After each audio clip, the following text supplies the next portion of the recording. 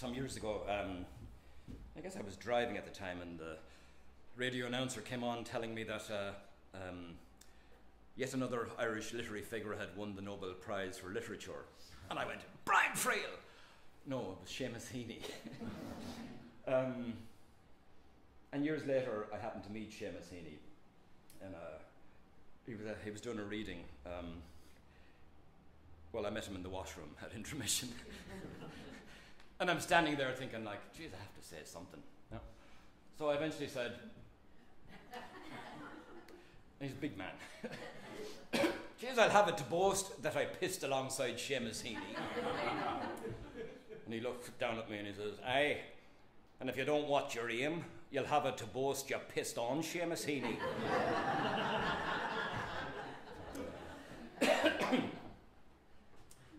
Did anybody hear from Cork? I know if I'm in an audience and some gobshite on stage asks, is there anybody here from Cork? I get an urge to hold up one hand because I lived in Cork for a couple of years before I emigrated to Canada. Had I been actually born there, I'd hold up both hands and surrender. No. This is for my father, Bob Lynn, who lived and worked in Cork in the Tower Bar, pulling exclusively and religiously pints. And it's also for any of you who might venture to Cork and not speaking the language could benefit from using the head. So, 'tis 4 on the button when in comes Con. Dragging the knuckles across a droughty mouth, he intones nothing. Words are superfluous here. Here in his local pub on Tower Street, off Friars Walk, off Barraca, Cork. Con uses the head and nods it at the barman Bob. Right, Connie, answers my father, Bob, who works there 3 to 7, few days a week, pulling exclusively and religiously pints. And no call for the foreigner Guinness either, for 'tis Cork's own Beamish that gets the nod. But it isn't a nod, is it? In fact, it's the opposite. It's an upward jerk of the chin, a reverse nod, a don.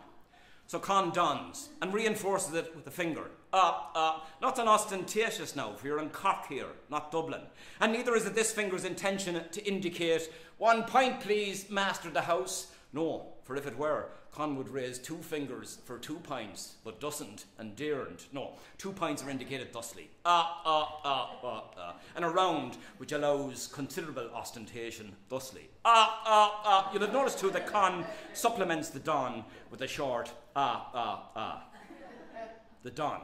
Not to be confused with the doff, which went out without its hat some years ago and caught its death.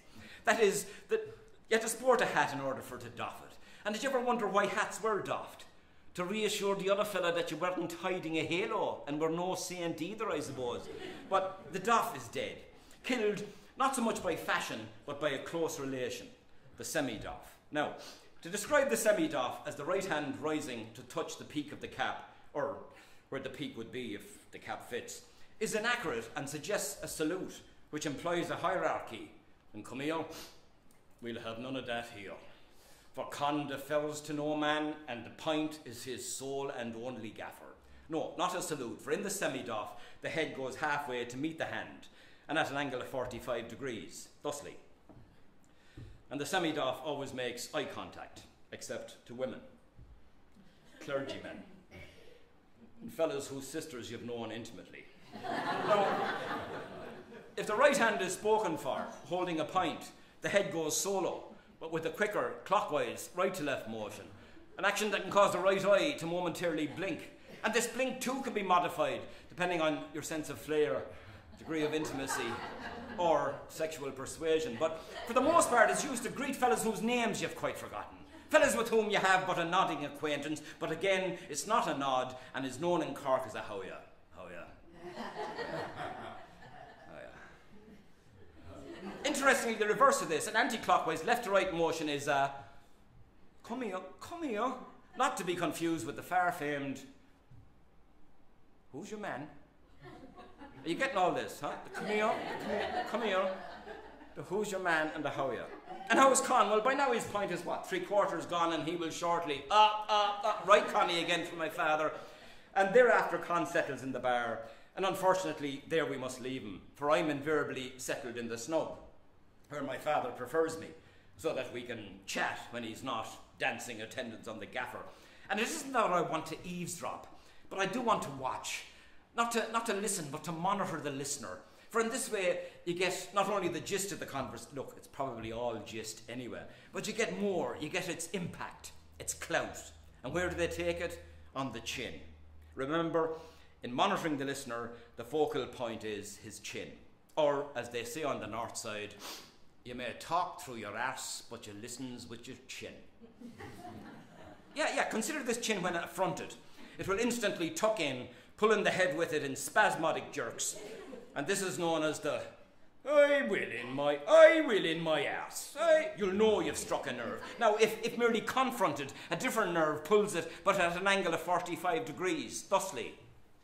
And this is known as the, go will, I will. You notice the subtle difference. Now, here you get a quick upward jerk by the chin, and it must be quick enough not only to throw the head up, but also, and essentially, both eyes and the brow. And the sudden action causes the mouth to pop open, allowing the emission, oh now, hence its name, I suppose, though on the north side it's more commonly known as the, you're an awful. I will, go will. You get now this, Colin the lads using the head in Cork. Now, for the most part, they have their heads well screwed on. It is the chin that throws a spanner in the works by getting emotionally involved. And for the most part, cooler heads do prevail. Now, occasionally there are some differences, and wouldn't you know, the chin is in the thick of things again. Oh, no, keep your powder dry, No, but if sparks are really going to fly, the hands yield the floor. No hands, knees, or bumpsy daisy, it's all chin, the jut. Come here, who are you calling in Langer? No, keep the hands again, not to be confused with refusal as in, come here, will you chance another one of those? No, go on, no, but you yield with a, you're an awful man. But you do insist as you're round. A process that warrants a whole chapter in its own and more properly belongs in the advanced class, but to make a long story short, is my round, my turn to don, to catch my father's eye. Now, I want to use the heart and say, Dad, I love you. But I'm in Cork. I use the head and go, You sing that.